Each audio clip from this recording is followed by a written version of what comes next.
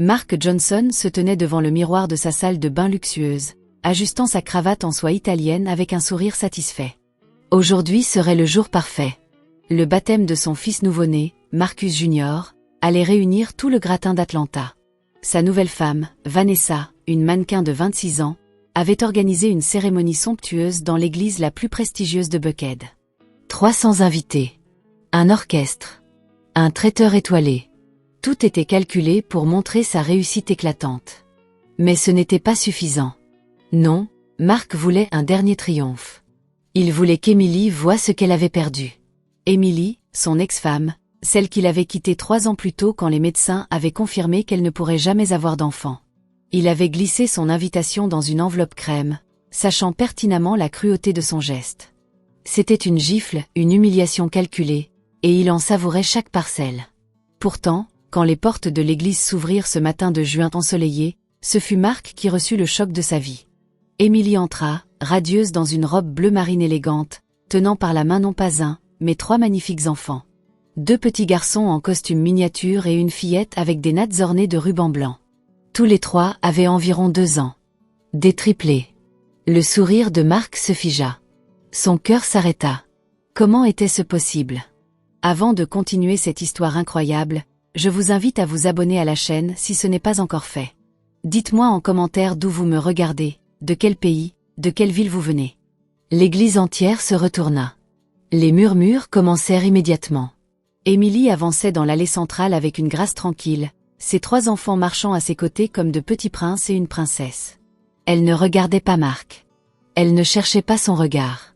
Elle fixait simplement l'autel devant elle, le menton relevé, les épaules droites. La dignité incarnée. Mark sentit ses jambes trembler. Vanessa, à ses côtés, lui agrippa le bras avec force. « Qu'est-ce que c'est que ça ?» siffla-t-elle entre ses dents parfaitement blanches. « Tu m'avais dit qu'elle était stérile. Tu m'avais dit qu'elle ne pourrait jamais avoir d'enfant. C'était ta raison pour divorcer. » Mark ne répondit pas. Il ne pouvait pas. Sa bouche était sèche comme du coton. Son esprit tournait à vide. 3 enfants. 3 magnifiques enfants qui ressemblaient à Emily avec leurs grands yeux noisettes et leur sourire confiant. Comment avait-elle fait? Avait-elle menti? Les médecins s'étaient-ils trompés? Ou pire encore, avait-elle trouvé un moyen, une solution, après leur divorce? Emily s'installa calmement au 5e rang, côté gauche. Elle aida ses enfants à s'asseoir, leur distribuant des livres de coloriage et des crayons avec des gestes maternels naturels. Les gens autour d'elle la regardaient avec curiosité et admiration. Une mère seule avec des triplés. Quelle force! Quelle beauté dans cette image! Pendant ce temps, Mark essayait de se concentrer sur la cérémonie, mais ses pensées tourbillonnaient comme une tornade. Il se rappelait les consultations médicales. Les visages graves des spécialistes. Les diagnostics sans appel. Emily ne pourrait jamais concevoir naturellement. Ses trompes étaient irrémédiablement endommagées suite à une infection non détectée dans sa jeunesse. Les traitements de fertilité avaient échoué les uns après les autres. 3 tentatives de fécondation in vitro. 3 échecs douloureux qui avaient vidé leur compte bancaire et brisé le cœur d'Emily un peu plus à chaque fois. Mark avait supporté 2 ans de ce calvaire avant de craquer. Il voulait des enfants. Il voulait un héritier. Il avait 42 ans et ne pouvait pas attendre indéfiniment un miracle qui ne viendrait jamais. Alors il avait rencontré Vanessa lors d'un gala de charité. Belle, jeune, fertile. 6 mois plus tard, il demandait le divorce. Emily avait pleuré. Elle l'avait supplié de lui donner encore une chance. Elle avait parlé d'adoption, de mère porteuse, de nouvelles techniques médicales. Mais Mark était déjà parti mentalement.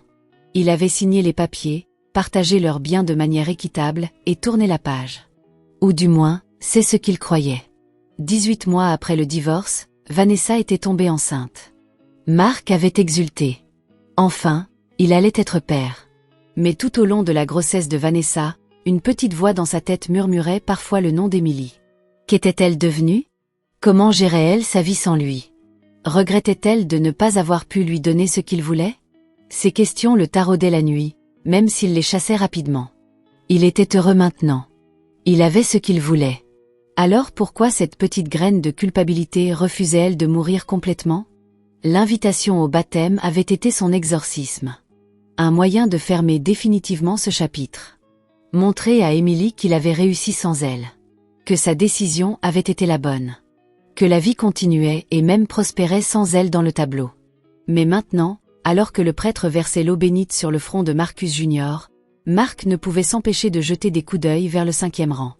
Émilie berçait doucement sa fille sur ses genoux pendant que ses 2 fils dessinaient sagement. Ils étaient si calmes, si bien élevés. On voyait l'amour et l'attention dans chaque détail. Leurs vêtements étaient impeccables. Leurs cheveux soigneusement coiffés. Leurs petites chaussures cirées brillaient sous les lumières de l'église. Émilie avait toujours rêvé d'être mère. C'était son désir le plus profond, sa vocation, disait-elle. Et voilà qu'elle l'était devenue. 3 fois en même temps. La cérémonie se termina enfin. Les invités se déplacèrent vers la salle de réception adjacente où des tables élégantes attendaient sous des lustres de cristal. Vanessa tenait Marcus Junior comme un trophée, posant pour les photographes avec son sourire éclatant de jeune maman.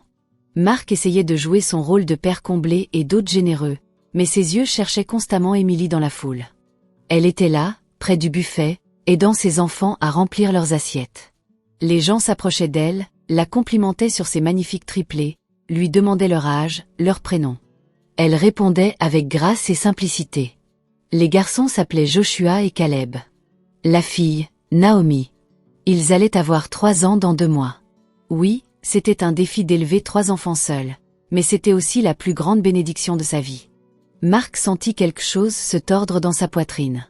Un mélange de jalousie, de confusion et de regret qu'il ne voulait pas nommer. Sa mère, Gloria Johnson, s'approcha de lui avec un regard sévère. « Tu savais qu'elle viendrait avec des enfants ?» demanda-t-elle d'une voix basse et accusatrice. Marc secoua la tête, incapable de parler. Gloria soupira profondément. « Tu es allé trop loin en l'invitant, Marc. C'était cruel. Tu voulais la blesser et maintenant regarde. Elle est là, radieuse, avec 3 beaux bébés pendant que tu as l'air d'un fantôme. Qu'est-ce qui t'a pris ?» Marc se dégagea de l'emprise de sa mère et se dirigea vers le bar. Il commanda un whisky et le descendit d'un trait. Puis un deuxième. L'alcool brûlait sa gorge mais n'effaçait pas le choc. Il fallait qu'il sache. Il fallait qu'il comprenne. Comment ? Pourquoi ? Et surtout, qui était le père de ses enfants ? Cette dernière question le brûlait plus que toutes les autres. Émilie avait-elle refait sa vie ? Avait-elle trouvé quelqu'un d'autre qui l'avait aimé malgré son infertilité supposée ? Ou peut-être que le diagnostic avait été une erreur monumentale et qu'un autre homme avait eu la chance de lui donner ce que Marc avait tant désiré. L'idée le rendait malade. Il observa Émilie de loin pendant qu'elle essuyait délicatement la bouche de Naomi avec une serviette. Les gestes tendres d'une mère aimante. Les mêmes gestes qu'il avait imaginés 1000 fois pendant leur mariage quand ils parlaient de leurs futurs enfants. Les prénoms qu'ils choisiraient. La chambre d'enfant qu'il décorerait. Les premiers pas. Les premiers mots. Tous ces rêves s'étaient brisés dans les salles d'attente froides des cliniques de fertilité. Vanessa apparut à ses côtés, Marcus Junior endormi dans ses bras. « Les gens commencent à partir », dit-elle avec impatience. « Tu devrais faire ton discours de remerciement. » Marc hocha la tête machinalement. Il monta sur la petite estrade préparée pour l'occasion et prit le micro. Sa voix résonna dans la salle. « Merci à tous d'être venus célébrer ce jour important avec nous. Mon fils Marcus Junior est la plus grande joie de ma vie. Il représente l'avenir, l'espoir, la continuation de notre famille. Je veux remercier ma femme Vanessa pour m'avoir donné ce cadeau précieux. Je veux remercier ma mère, mes amis, tous ceux qui nous ont soutenus. Aujourd'hui est un jour de bonheur et de gratitude. » Alors qu'il prononçait ces mots convenus, ses yeux rencontrèrent ceux d'Émilie. Elle le regardait avec une expression indéchiffrable. Pas de colère. Pas de tristesse. Juste une sorte de paix tranquille qui le déstabilisa complètement. Elle savait exactement pourquoi il l'avait invitée. Elle avait compris son intention cruelle. Et pourtant, elle était venue la tête haute, transformant son piège en victoire personnelle. Les applaudissements éclatèrent. Marc descendit de l'estrade, le cœur battant. Il devait lui parler. Il devait savoir. Traversant la salle avec détermination, il se dirigea vers la table où Émilie rassemblait les affaires de ses enfants. Ils étaient fatigués maintenant, les yeux lourds de sommeil après toute cette excitation. « Émilie » appela-t-il d'une voix qu'il espérait neutre. Elle se tourna vers lui avec un calme désarmant. « Marc, félicitations pour ton fils. C'est une belle cérémonie. Merci, balbutia-t-il, soudain embarrassé comme un adolescent. Je ne savais pas que tu avais, il désigna maladroitement les enfants. Émilie sourit doucement. Que j'avais des enfants. Non, je suppose que tu ne le savais pas. Pourquoi l'aurais-tu su? Nous ne sommes plus en contact depuis 3 ans. Un silence tendu s'installa entre eux. Marc cherchait ses mots. Comment est-ce possible? Les médecins avaient dit que tu ne pourrais jamais. Émilie l'interrompit gentiment mais fermement. Les médecins se trompent parfois, Marc. Ou plutôt, les miracles arrivent quand on s'y attend le moins. 6 mois après notre divorce, j'ai découvert que j'étais enceinte. De triplé. Naturellement. Sans traitement. Sans intervention. Juste comme ça. Le monde de Marc bascula. 6 mois après le divorce. Il fit rapidement le calcul dans sa tête. Les triplés avaient presque 3 ans maintenant. Ce qui voulait dire qu'Émilie était tombée enceinte environ 3 mois après leur séparation officielle. Pendant qu'il construisait sa nouvelle vie avec Vanessa. Pendant qu'il se félicitait d'avoir pris la bonne décision. Pendant qu'il oubliait progressivement la femme qu'il avait juré d'aimer dans la santé et la maladie. Mais comment, murmura-t-il, la voix brisée. Nous avons essayé pendant des années. Rien ne fonctionnait. Et soudain, Émilie haussa légèrement les épaules. Le stress peut faire des choses étranges au corps humain. Peut-être que toute la pression de notre mariage qui se détériorait, les traitements constants, la déception répétée, tout cela empêchait mon corps de fonctionner normalement. Une fois le divorce prononcé, une fois que j'ai accepté que notre histoire était terminée, quelque chose s'est débloqué. Mon corps s'est détendu. Et la nature a suivi son cours. Marc sentit ses genoux faiblir. Il y avait une question qu'il devait poser même si la réponse allait le détruire. Qui est le père? Émilie le regarda droit dans les yeux. Ses traits se durcirent légèrement. Cela ne te regarde pas, Marc. Tu as fait ton choix il y a 3 ans. Tu as décidé que je ne valais pas la peine d'attendre. Que notre amour ne valait pas la peine de persévérer. Alors maintenant, ma vie privée ne te concerne plus. Les mots frappèrent Marc comme des gifles. Il méritait chacune d'elles. Je suis désolé, murmura-t-il faiblement. Je ne savais pas. Je pensais, Émilie secoua la tête. Tu pensais à toi, Marc. Uniquement à toi. À tes besoins. À tes désirs. À ton calendrier. Tu ne m'as jamais vraiment aimé. Tu aimais l'idée de moi. L'idée de la famille parfaite. Mais quand les choses sont devenues difficiles, quand j'ai cessé de correspondre à ton plan, tu m'as jeté comme un vieux meuble encombrant. Elle marqua une pause, regardant ses 3 enfants qui s'étaient endormis sur les chaises, leurs petites têtes appuyées les unes contre les autres. Puis elle continua d'une voix plus douce mais non moins ferme. Tu veux savoir pourquoi je suis venue aujourd'hui? Pas par vengeance. Pas pour te montrer ce que tu as perdu, même si je dois avouer qu'il y a une certaine ironie dans la situation. Je suis venue parce que j'ai compris quelque chose d'important après notre divorce. Ta cruauté ne me définit pas. Ton rejet ne me définit pas. Ces enfants m'ont appris que je suis plus forte que je ne le pensais. Que je mérite mieux que quelqu'un qui m'aime conditionnellement. Marc restait planté là, incapable de bouger. Chaque mot d'Émilie résonnait dans sa tête comme un jugement divin. Elle avait raison. Surtout. Il avait été égoïste, impatient, cruel. Il avait mesuré son amour à l'aune de sa capacité à lui donner ce qu'il voulait. Et maintenant, il voyait le résultat de ses choix. Émilie était épanouie, entourée d'amour, même si elle élevait seule 3 enfants. Lui, malgré sa belle maison, sa jeune femme, son fils nouveau-né, se sentait vide. Incomplet. Comme si quelque chose d'essentiel manquait. Émilie rassembla ses affaires et souleva délicatement Naomi dans ses bras. Un de ses amis, un homme grand et athlétique que Marc reconnut vaguement, s'approcha pour l'aider avec les 2 garçons. Prêt à y aller, demanda-t-il gentiment à Émilie. Elle hocha la tête. Ils se dirigèrent vers la sortie ensemble, formant une petite famille improvisée mais visiblement unie. Marc les regarda partir, paralysé. Vanessa apparut à ses côtés, l'air suspicieux. C'était qui cet homme avec ton ex? Marc secoua la tête. Je ne sais pas. Un ami, je suppose. Vanessa plissa les yeux. Elle a vraiment des triplés. Tu ne m'avais jamais dit qu'elle était tombée enceinte après votre divorce. Marc la regarda, surpris par le ton accusateur. Je ne le savais pas moi-même jusqu'à aujourd'hui. Vanessa croisa les bras. C'est bizarre quand même. Pendant des années, elle ne pouvait pas avoir d'enfant, et soudain, boum, des triplés. Tu es sûr que c'est naturel? Peut-être qu'elle a utilisé une mère porteuse ou adoptée. Marc sentit la colère monter. Pourquoi est-ce si difficile à croire? Les miracles arrivent, Vanessa. Les médecins ne savent pas tout. Vanessa ricana légèrement. Ou peut-être qu'elle a menti pendant tout ce temps. Peut-être qu'elle voulait juste te garder, alors elle jouait la carte de la pauvre femme infertile. Cette hypothèse ridicule dégoûta Marc. Non, dit-il fermement. Émilie n'est pas comme ça. Elle a vraiment souffert. Elle voulait désespérément des enfants. C'était réel. Vanessa haussa les épaules. Si tu le dis. En tout cas, maintenant tout le monde parle d'elle et de ses triplés mignons au lieu de notre fils. Bravo pour l'invitation. Super idée. Elle tourna les talons et s'éloigna, Marcus Junior toujours endormi dans ses bras. Marc resta seul au milieu de la salle qui se vidait progressivement. Le baptême qu'il avait planifié comme un triomphe personnel s'était transformé en cauchemar. Tout le monde allait parler d'Émilie. De son arrivée spectaculaire avec 3 beaux enfants. De la façon dont elle avait volé la vedette sans même essayer. De l'ironie cruelle que Marc, qui avait quitté sa femme pour infertilité, se retrouvait maintenant face à la preuve vivante que le problème n'était peut-être pas où il le croyait. Les jours suivants furent un supplice pour Marc. Il ne pouvait pas arrêter de penser à Émilie et au triplé.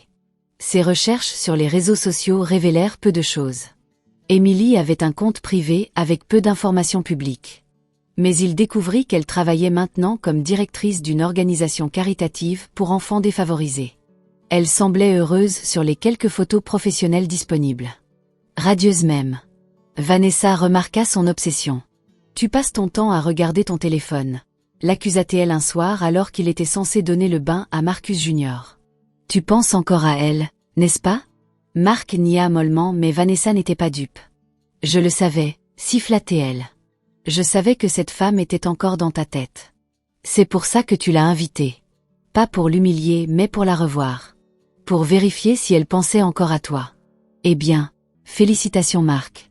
Maintenant tu sais qu'elle a complètement tourné la page et qu'elle se porte mieux que jamais sans toi. » Les mots de Vanessa le piquèrent au vif parce qu'ils contenaient une part de vérité qu'il refusait d'admettre. Oui, il avait voulu revoir Émilie. Oui, une partie de lui espérait secrètement qu'elle serait encore brisée, encore incomplète, validant ainsi sa décision de partir. Au lieu de cela, elle lui avait montré exactement le contraire. Qu'elle était entière. Qu'elle était épanouie. Qu'elle n'avait pas besoin de lui pour être heureuse ou pour devenir mère. C'était une pilule amère à avaler. La relation entre Marc et Vanessa commença à se détériorer rapidement après le baptême. Les disputes devinrent fréquentes. Vanessa l'accusait d'être distant, d'être mentalement ailleurs. Elle avait raison. Marc traversait ses journées comme un automate, hanté par des questions sans réponse. Qui était le père des triplés? Émilie avait-elle trouvé quelqu'un rapidement après le divorce? Ou peut-être était-ce quelqu'un qu'elle connaissait déjà pendant leur mariage? Cette pensée le torturait particulièrement. 3 semaines après le baptême, Marc prit une décision qui allait changer le cours de sa vie. Il devait parler à Émilie. Vraiment parler. Pas dans l'atmosphère tendue d'une réception bondée mais en privé, honnêtement. Il obtint son adresse par un ami commun et se présenta chez elle un samedi matin. Émilie vivait dans une jolie maison de banlieue, modeste mais chaleureuse. Un tricycle et des jouets parsemaient le jardin avant. On entendait des rires d'enfants à l'intérieur. Marc sonna à la porte, le cœur battant. Émilie ouvrit, surprise de le voir. Son expression se durcit immédiatement. « Qu'est-ce que tu veux, Marc ?» Il y avait de la lassitude dans sa voix, pas de la colère. « Je veux parler, » dit-il simplement. « S'il te plaît, Émilie. J'ai besoin de comprendre. » Émilie soupira.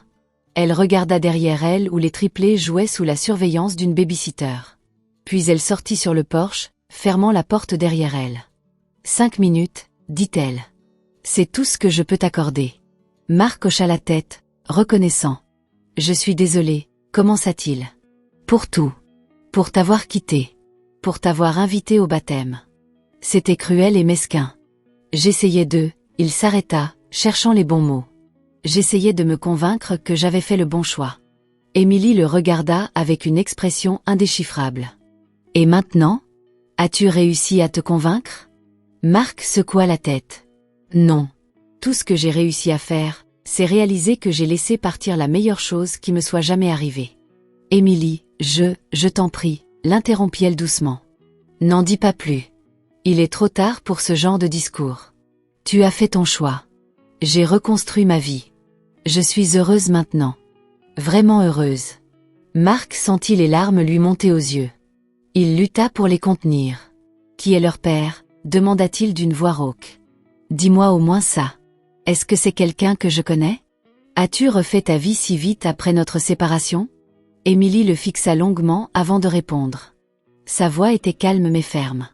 Il n'y a pas de père, Marc. Pas de la façon dont tu l'entends. Quand j'ai découvert que j'étais enceinte, j'étais seule. Complètement seule. Et j'ai décidé que c'était bien comme ça. Ces enfants sont à moi. Uniquement à moi. Ils n'ont pas besoin d'un père qui pourrait les abandonner comme tu m'as abandonné. Marc sentit son cœur se briser en 1000 morceaux. Mais comment es-tu tombée enceinte alors? Tu dois bien avoir, Émilie secoua la tête. Je ne te dois aucune explication, Marc. Ma vie privée ne te regarde plus. Tout ce que tu as besoin de savoir, c'est que mes enfants sont aimés, heureux et en sécurité. Le reste n'a aucune importance. Elle se tourna pour rentrer dans la maison. Marc tendit la main vers elle dans un geste désespéré. Attends, s'il te plaît. Est-ce qu'il y a une chance, la moindre chance que nous puissions, quoi, le coupa-t-elle en se retournant brusquement. Une chance que nous puissions quoi, Marc? Recommencer? Effacer les 3 dernières années? Oublier que tu m'as brisé le cœur?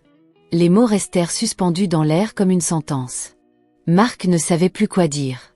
Émilie continua, sa voix se chargeant enfin d'émotion.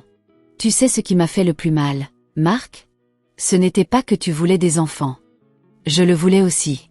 C'était que tu ne m'aimais pas assez pour rester quand les choses sont devenues difficiles.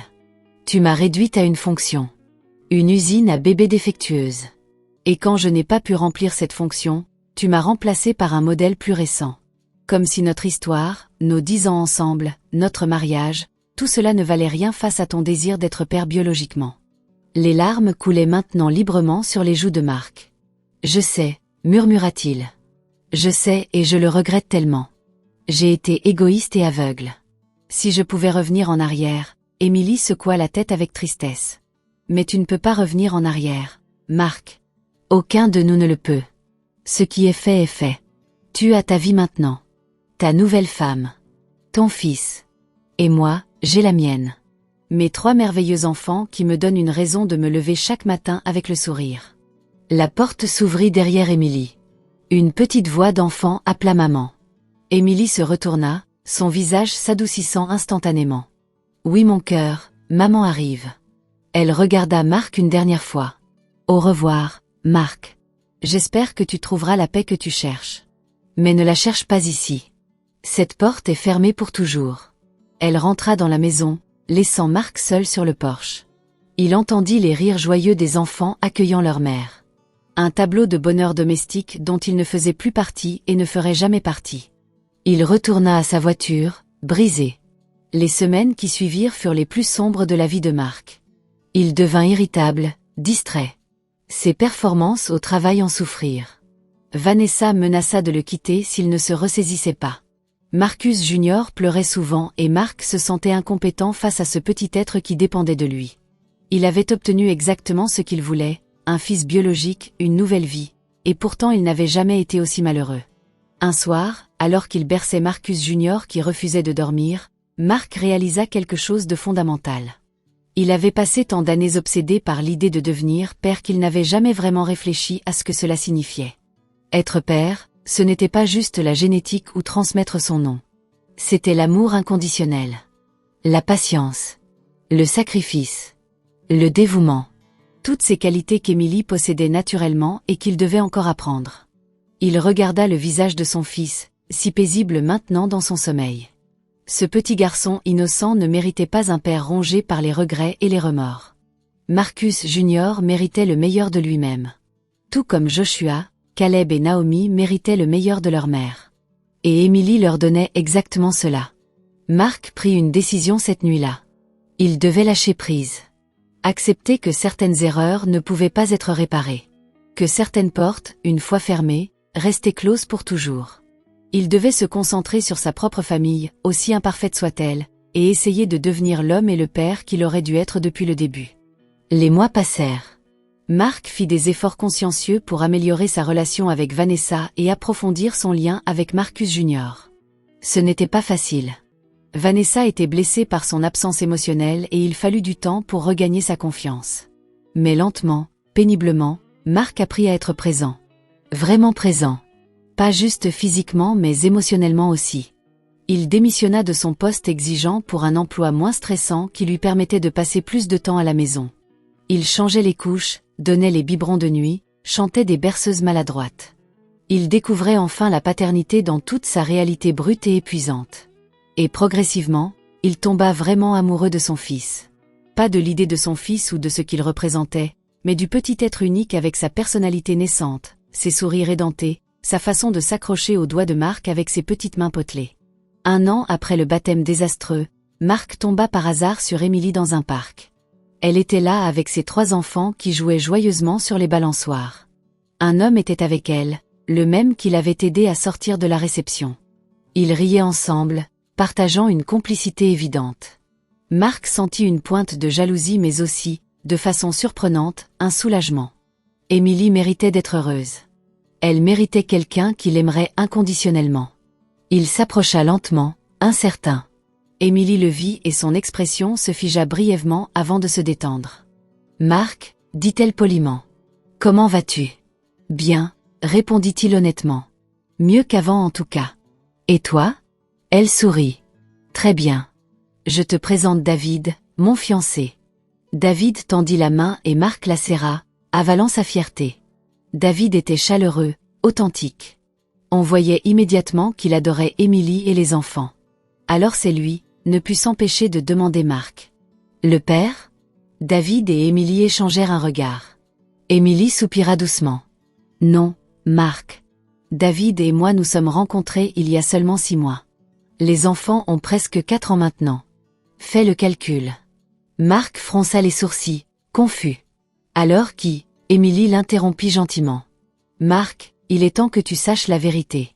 La vraie vérité. » Elle prit une grande inspiration. « Quand j'ai découvert que j'étais enceinte de triplés, j'étais aussi choquée que toi aujourd'hui. Les médecins ne comprenaient pas comment c'était possible. Ils ont fait des tests. Beaucoup de tests. Et ils ont découvert quelque chose d'intéressant. Le timing de la conception coïncidait avec notre dernière tentative de réconciliation. Tu te souviens, 3 mois après que tu aies déménagé ? Tu étais revenu chercher le reste de tes affaires. Nous avions bu du vin. Nous avions parlé de tout et de rien.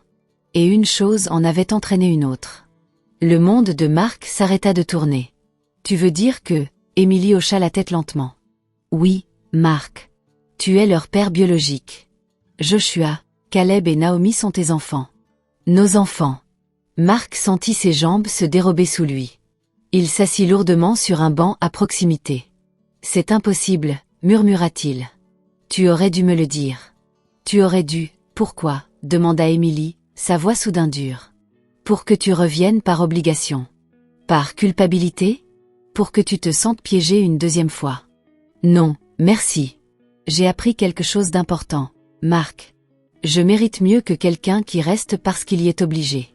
Quand j'ai découvert que j'étais enceinte de tes enfants, de nos enfants, j'ai pris une décision. Je les élèverai seul. Ils ne connaîtraient jamais le rejet que j'avais connu. Ils ne sentiraient jamais qu'ils n'étaient pas désirés ou qu'ils étaient un fardeau. Mark avait l'impression que sa tête allait exploser. 3 enfants. Il avait 3 autres enfants et il ne l'avait jamais su.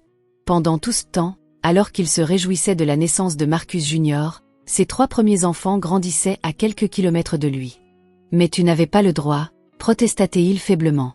« Ce sont mes enfants aussi. J'avais le droit de savoir. » Emily secoua la tête fermement.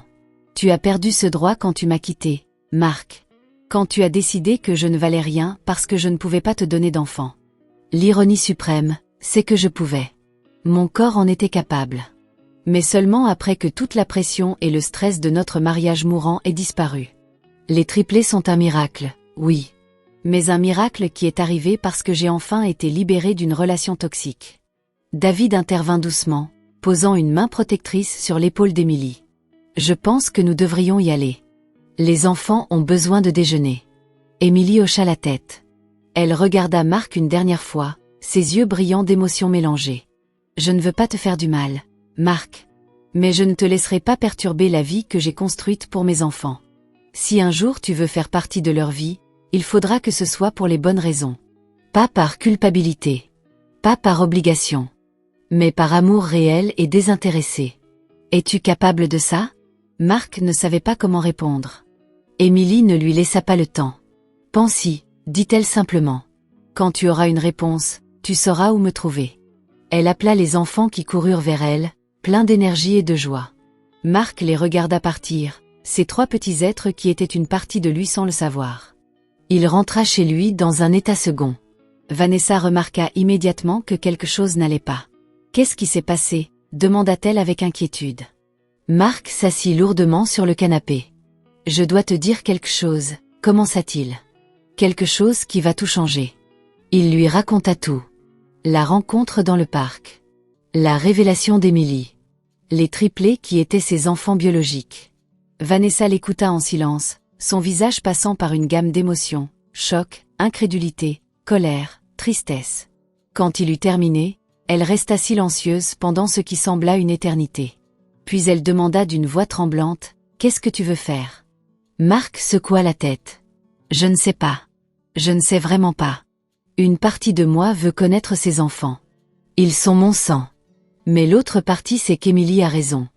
Je ne peux pas débarquer dans leur vie par égoïsme. » Vanessa se leva et marcha vers la fenêtre, fixant l'extérieur sans rien voir. « Tu sais ce qui est drôle, » dit-elle amèrement. « J'ai toujours su que tu ne m'aimais pas vraiment. Pas comme tu l'aimais elle. J'ai accepté d'être le prix de consolation parce que je pensais que ça suffirait. Que notre fils suffirait. Mais maintenant je réalise que je me suis contentée de miettes alors que tu donnerais n'importe quoi pour récupérer ce que tu as perdu. » Marc voulut protester mais Vanessa leva la main. « Non, laisse-moi finir.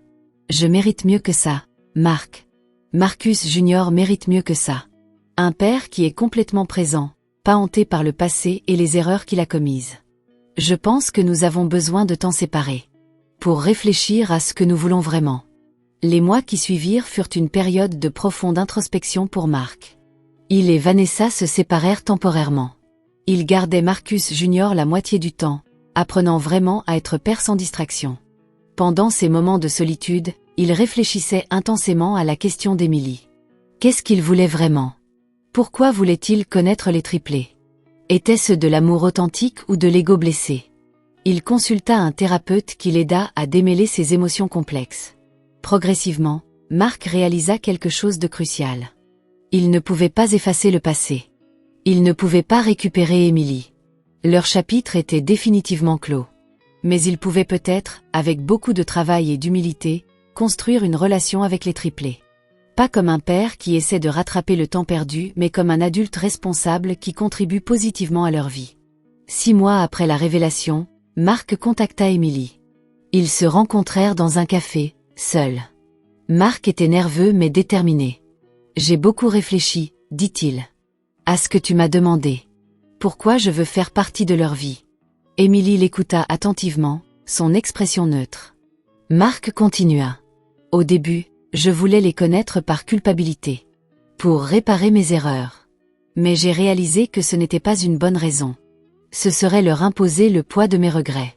Puis j'ai pensé que je voulais les connaître parce qu'ils sont mes enfants biologiquement. Mais ce n'est pas suffisant non plus. La biologie ne fait pas un père. L'amour le fait. La présence le fait. Le sacrifice le fait. » Émilie resta silencieuse, attendant qu'il continue. Marc prit une grande inspiration. « Maintenant, je veux les connaître parce que chaque enfant mérite d'avoir autant d'adultes aimants que possible dans sa vie. Je ne peux pas être leur père, pas vraiment. David remplit ce rôle maintenant et d'après ce que j'ai vu, il le fait merveilleusement bien. Mais je peux être quelqu'un qui se soucie d'eux. Qui contribue à leur éducation. Qui est là s'ils ont besoin de moi. Sans attente. Sans exiger quoi que ce soit en retour. Si tu me laisses faire partie de leur vie, ce sera à tes conditions, Émilie. Complètement à tes conditions. » Émilie le regarda longuement, évaluant sa sincérité. Marc soutint son regard, laissant toute sa vulnérabilité transparaître. Finalement, elle hocha lentement la tête. « D'accord, » dit-elle doucement. « Nous pouvons essayer. Mais lentement. Très lentement. Les enfants ne savent rien de toi. Ils connaissent David comme figure paternelle. Je ne vais pas bouleverser leur monde. Tu seras présenté comme un ami. Quelqu'un qui fait partie de notre vie. Avec le temps, quand ils seront plus âgés, nous leur dirons la vérité complète. Mais seulement quand ils seront prêts à la comprendre. Marc accepta ces conditions sans hésitation. Je ferai tout ce que tu penses être le mieux pour eux, promit-il. C'est tout ce que je demande. Une chance de faire les choses correctement cette fois. Ainsi commença une nouvelle phase dans la vie compliquée de Marc. Il rencontrait les triplés une fois par mois au début, toujours en présence d'Émilie et souvent de David aussi. Joshua, Caleb et Naomi étaient des enfants incroyables, chacun avec sa personnalité distincte. Joshua était sérieux et réfléchi, déjà un petit intellectuel à 4 ans. Caleb était l'artiste, toujours en train de dessiner ou de construire quelque chose avec ses blocs. Et Naomi était la meneuse, pleine d'énergie et de charisme, organisant ses frères dans des jeux élaborés. Marc tombait un peu plus amoureux d'eux à chaque visite. Pas d'un amour possessif ou égoïste, mais d'un amour humble et émerveillé. Il apportait des livres pour Joshua, des fournitures d'art pour Caleb, des déguisements de princesse pour Naomi. Il écoutait leurs histoires avec attention. Il les faisait rire avec des blagues stupides. Il était simplement présent, demandant très peu en retour. Émilie observait ses interactions avec prudence au début, prête à intervenir au moindre signe que Marc redevenait égoïste. Mais Marc tenait sa promesse. Il ne dépassait jamais les limites qu'elle fixait. Il ne questionnait pas ses décisions parentales. Il soutenait David comme figure paternelle principale sans jamais essayer de le supplanter. Pendant ce temps, sa relation avec Vanessa atteignit un point de non-retour. Ils divorcèrent finalement, partageant la garde de Marcus Jr. de façon équitable. C'était triste mais aussi libérateur. Vanessa méritait quelqu'un qui l'aimerait pleinement. Et Marc devait apprendre à vivre avec les conséquences de ses choix. 2 ans passèrent ainsi. Marc construisit lentement une relation avec les triplés. Il l'appelait oncle Marc, ce qui lui convenait parfaitement. Il était devenu une présence stable dans leur vie, quelqu'un sur qui ils pouvaient compter. Émilie et David se marièrent dans une cérémonie intime. Marc n'y assista pas, sachant que sa présence serait inappropriée, mais il envoya un cadeau généreux et une carte sincère souhaitant tout le bonheur du monde à Émilie. Elle méritait ce bonheur après tout ce qu'elle avait traversé. Marcus Jr. grandissait aussi, un petit garçon vif et curieux. Marc l'amenait parfois aux rencontres avec les triplés, tous les enfants jouant ensemble sans savoir qu'ils étaient demi-frères et sœurs. Marc savait qu'un jour, cette vérité devrait être révélée. Mais pas encore. Pas tant que tout le monde n'était pas prêt. Un jour, alors que les triplés avaient presque 7 ans, Joshua demanda innocemment pourquoi oncle Marc venait les voir si souvent. « Est-ce que c'est un ami spécial de maman ?» demanda-t-il avec la logique simple d'un enfant. Émilie et Marc échangèrent un regard. David hocha légèrement la tête, donnant sa permission tacite. Émilie prit une grande inspiration. « Oncle Marc est quelqu'un de très important pour moi », expliqua-t-elle doucement. « Nous nous connaissons depuis très longtemps. Avant même que vous naissiez. Et il tient beaucoup à vous 3. »« Pourquoi ?» demanda Naomi, toujours directe. « Parce que, » commença Émilie prudemment. « Parce que vous êtes des enfants spéciaux. » Et oncle Marc a réalisé quelque chose d'important. Il a réalisé que même s'il avait fait des erreurs dans le passé, il pouvait toujours essayer d'être une meilleure personne en étant là pour les gens qu'il aime. Marc sentit sa gorge se serrer.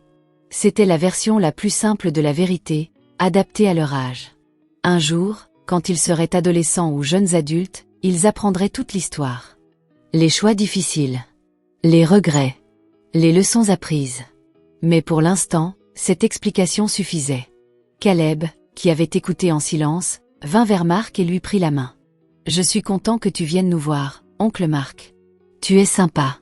Tu m'apportes toujours des bons crayons de couleur. » Marc rit à travers ses larmes naissantes. « Je suis content aussi, petit bonhomme. » Très content. Ce soir-là, après que les enfants furent couchés, Marc, Émilie et David s'assirent ensemble sur la terrasse.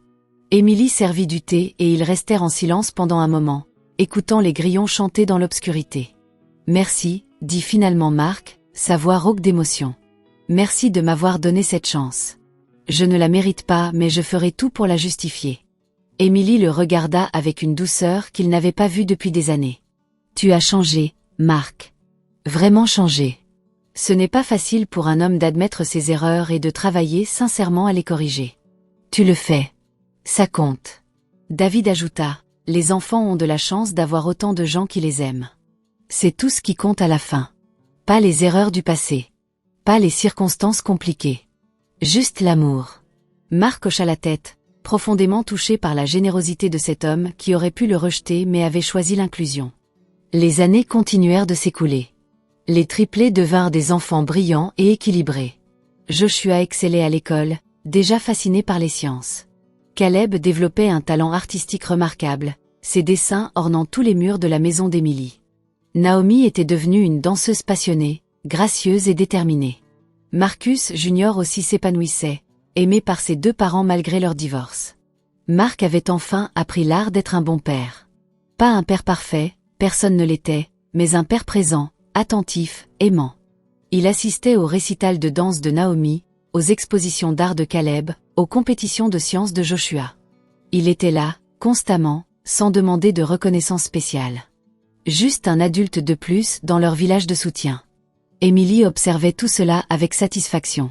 Elle avait pardonné à Marc, non pas parce qu'il le méritait nécessairement, mais parce que le pardon l'avait libéré.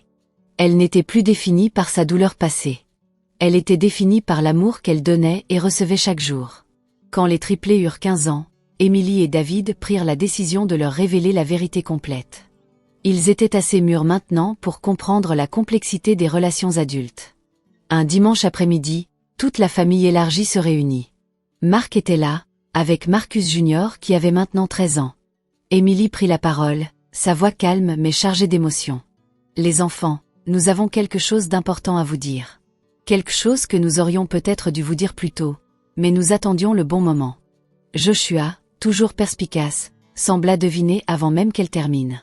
Oncle Marc n'est pas vraiment notre oncle, n'est-ce pas? C'est notre père biologique. Émilie hocha la tête, surprise par son intuition. Oui, mon chéri. C'est exact. Comment le savais-tu? Joshua haussa les épaules. J'ai commencé à remarquer des similitudes. Les expressions faciales. Certaines manières de faire. Et Marcus ressemble à Caleb quand on y pense bien. J'ai fait le calcul il y a quelques mois mais je ne voulais rien dire avant d'être sûr. Caleb et Naomi semblaient plus choqués. Naomi se tourna vers Marc, ses yeux remplis de questions. Pourquoi ne nous l'as-tu pas dit?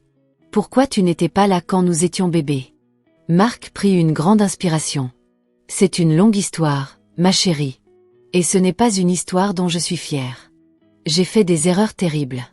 J'ai blessé votre mère d'une façon impardonnable. Quand elle est tombée enceinte de vous trois, elle a décidé de vous élever seule parce qu'elle ne voulait pas que vous grandissiez avec un père qui n'était pas totalement engagé. Et elle avait raison de le faire. David intervint doucement. Mais avec le temps, Marc a prouvé qu'il avait changé. Il a gagné lentement sa place dans vos vies. Pas comme un père au sens traditionnel, parce que ce rôle, c'est le mien et votre mère ensemble. Mais comme quelqu'un qui vous aime sincèrement et qui sera toujours là pour vous. Les triplés digérèrent ces informations en silence. Puis Caleb demanda, est-ce que ça change quelque chose? Je veux dire, oncle Marc, ou papa Marc, ou peu importe comment on doit l'appeler maintenant, est toujours la même personne, non? Marc sentit son cœur se gonfler. Tu peux m'appeler comme tu veux, Caleb. Ce qui compte, c'est que vous sachiez que je vous aime tous les trois. Et Marcus aussi. Vous êtes tous mes enfants, même si les circonstances sont compliquées. Naomi, après avoir réfléchi, se leva et vint embrasser Marc. Je suis contente de savoir, dit-elle simplement. C'est bizarre mais aussi logique d'une certaine façon. Joshua hocha la tête. Ça explique beaucoup de choses. Ta présence constante. La façon dont maman te fait confiance. Le fait que tu connaisses toutes nos préférences et nos habitudes. C'est parce que tu faisais attention depuis le début.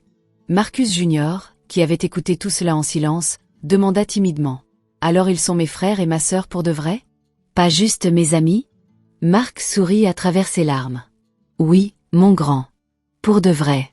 Ce soir-là marqua un tournant. Les secrets étaient révélés.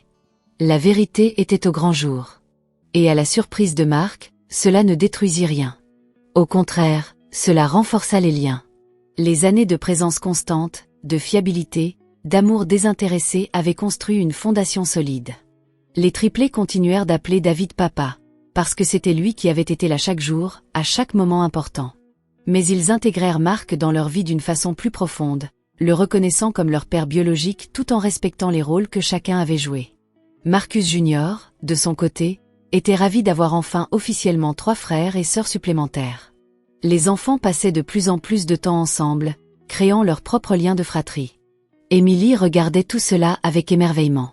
Sa famille était non conventionnelle, complexe, construite sur les cendres d'un premier mariage brisé. Mais elle était aussi remplie d'amour, de pardon, de croissance. Elle avait transformé la cruauté de Marc en opportunité de montrer une grâce extraordinaire.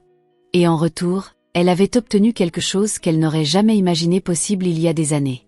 Une famille élargie qui fonctionnait, qui s'aimait, qui se soutenait mutuellement.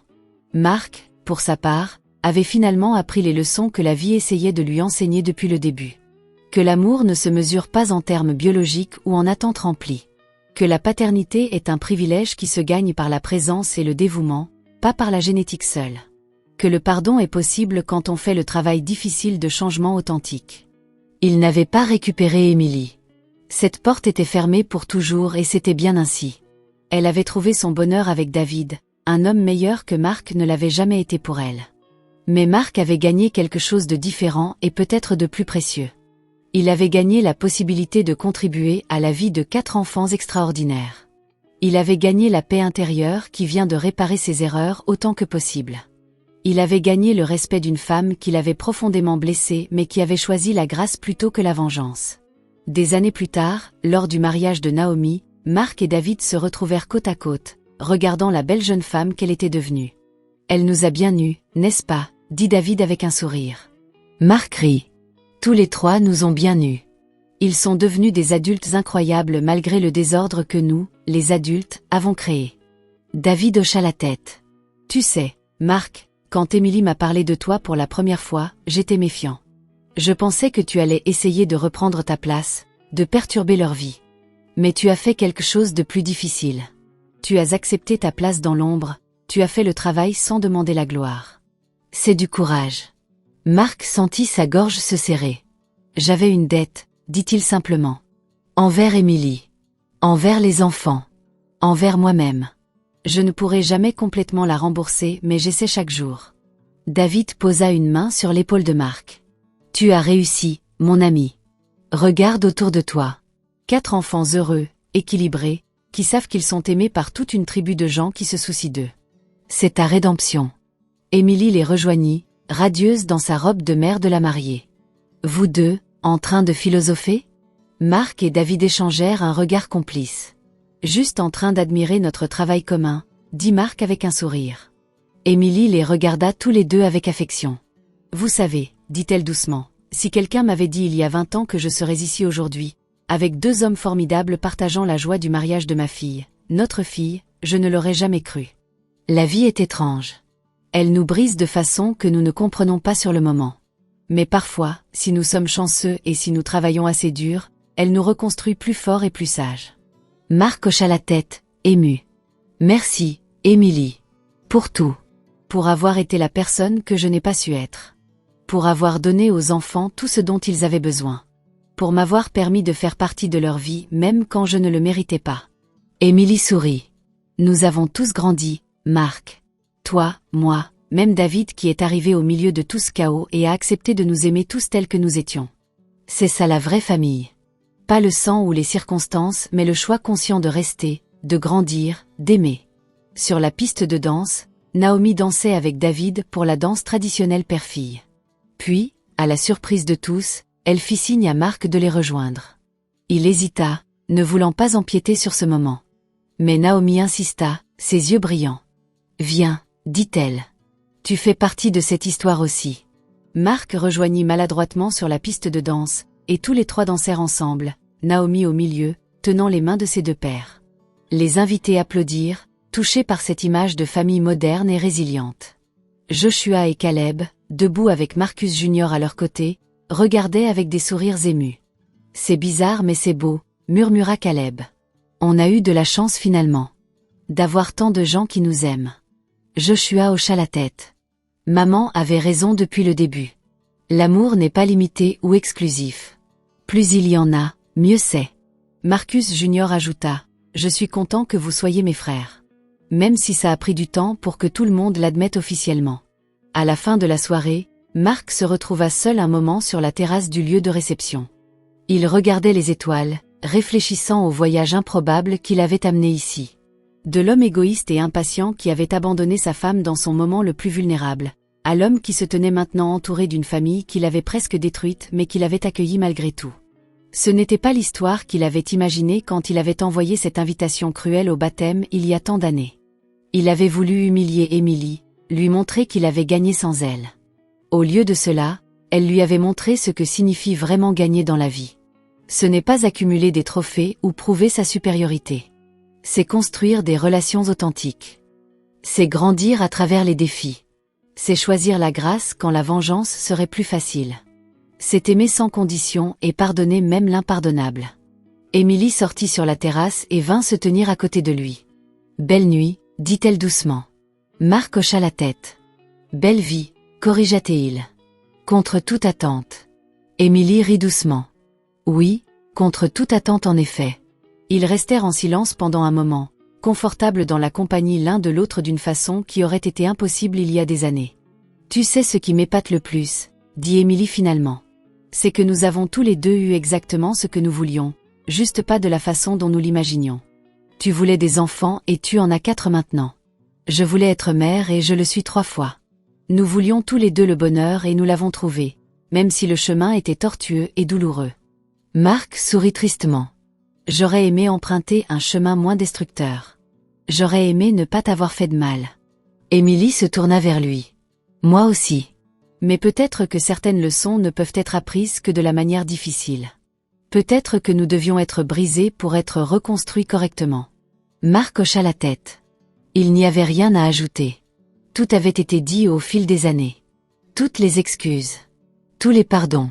Toutes les vérités difficiles. Maintenant, il ne restait que l'acceptation paisible de ce qui était. David sortit à son tour, tenant 2 coupes de champagne. « Le dessert est servi », annonça-t-il. « Et nos enfants nous cherchent pour le toast final. » Nos enfants. Les mots résonnèrent dans l'esprit de Marc. Pas mes enfants ou tes enfants. Nos enfants. Collectivement. Une tribu. Une famille construite non pas sur la biologie ou la tradition mais sur l'amour et l'engagement. Ils rentrèrent tous les 3 ensemble. Dans la salle de réception, les 4 enfants les attendaient, vers levé, sourire aux lèvres. Joshua prit la parole, sa voix claire et assurée. « Nous voulons porter un toast, dit-il. À nos parents. Tous. Parce que chacun de vous nous a donné quelque chose de précieux. Maman, tu nous as donné la vie et un amour inconditionnel. Papa David, tu nous as donné la stabilité et un exemple de bonté. Papa Marc, tu nous as donné la preuve que les gens peuvent changer et grandir. Et Marcus, tu nous as donné un frère supplémentaire que nous ne savions pas que nous avions besoin. Ensemble, vous formez notre famille.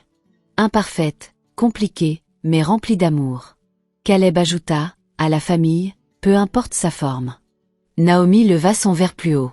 « À l'amour qui pardonne. À l'amour qui grandit. À l'amour qui ne renonce jamais. » Tous levèrent leurs verres. Marc sentit les larmes couler librement maintenant. C'étaient des larmes de gratitude, de soulagement, de joie pure. Il avait failli tout perdre par sa propre stupidité et son égoïsme. Mais la vie, dans sa sagesse mystérieuse, lui avait donné une 2e chance. Pas de revenir en arrière. Pas d'effacer ses erreurs. Mais de grandir à travers elles. De devenir un meilleur homme. De contribuer positivement aux vies qu'il avait presque détruites. Ce soir-là, alors que la fête se poursuivait et que le rire remplissait l'air, Marc comprit enfin quelque chose de fondamental. Le jour du baptême de Marcus Junior, quand Émilie était entrée avec ses triplés, il avait pensé que c'était son pire cauchemar. En réalité, c'était le début de sa vraie rédemption. Elle lui avait offert, sans le savoir, la possibilité de devenir l'homme qu'il aurait toujours dû être. Et il avait saisi cette chance avec les 2 mains, travaillant jour après jour pour la mériter. Des années après ce jour fatidique dans l'église, Marc pouvait finalement dire qu'il était heureux. Pas du bonheur superficiel qu'il avait cherché quand il avait quitté Émilie. Mais du bonheur profond et authentique qui vient de vivre selon ses valeurs, de réparer ses erreurs autant que possible et d'aimer sans condition. Émilie avait transformé son invitation cruelle en leçon de vie. Elle avait montré qu'il y a quelque chose de plus puissant que la vengeance. Quelque chose de plus gratifiant que de prouver qu'on a raison. C'est la grâce. C'est le pardon. C'est la capacité de voir le meilleur en quelqu'un même quand il a montré le pire. Et cette leçon avait changé non seulement Marc, mais toute leur famille élargie. Les enfants avaient grandi en voyant que les erreurs ne définissent pas une personne. Que la rédemption est possible. Que l'amour peut guérir même les blessures les plus profondes. C'était l'héritage le plus précieux que Marc et Émilie pouvaient leur laisser. Pas la richesse ou le statut. Mais la sagesse née de l'adversité surmontée ensemble. Et ainsi se termine l'histoire de Marc, Émilie, et leurs enfants extraordinaires. Une histoire qui a commencé par la cruauté et l'humiliation mais qui s'est transformée en quelque chose de beau et de rédempteur. Une histoire qui prouve que même nos plus grandes erreurs peuvent devenir nos plus grandes leçons si nous avons le courage de les affronter honnêtement et de grandir à travers elles. Une histoire qui nous rappelle que la famille n'est pas toujours définie par le sang ou la tradition, mais par l'amour, l'engagement et le choix conscient de rester ensemble même quand c'est difficile. Marc ne pourrait jamais effacer le mal qu'il avait fait à Émilie. Mais il avait passé le reste de sa vie à essayer de le compenser, non pas pour obtenir le pardon, qu'Émilie lui avait déjà accordé, mais pour devenir digne de la deuxième chance qu'elle lui avait offerte. Et à la fin, ce n'est pas l'invitation au baptême qui définissait leur histoire. C'était la décision d'Émilie de transformer cette humiliation en opportunité de montrer une grâce extraordinaire. C'était la transformation de Marc d'un homme égoïste en un père aimant et présent. C'était la création d'une famille qui défie les conventions mais qui fonctionne parce qu'elle est bâtie sur l'amour authentique. Voilà l'histoire vraie de Marc et Émilie, une leçon pour nous tous sur la puissance du pardon, la possibilité de rédemption, et la beauté qui peut émerger même des situations les plus brisées quand nous choisissons la grâce plutôt que la vengeance.